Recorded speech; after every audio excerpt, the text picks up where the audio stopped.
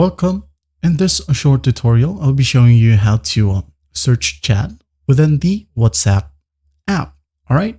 Well, start by opening up the app. Now, once you're in here, as you can see, we have this search function. Just go ahead and tap on it.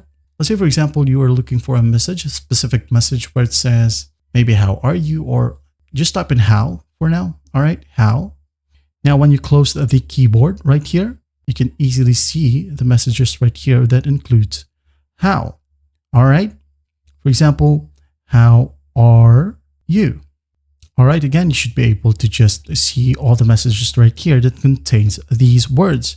Now, to be more specific, if you just wanted to find a specific message from a specific person, right here, just go ahead and look for the person. All right. For example, William right here. I'm just going to tap on this chat.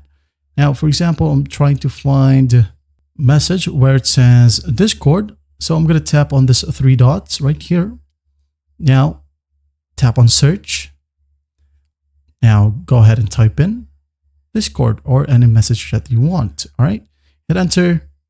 As you can see here, Discord is highlighted, and this is the message that I'm trying to find or search. Well, I hope this video helps, and I'll see you in the next one.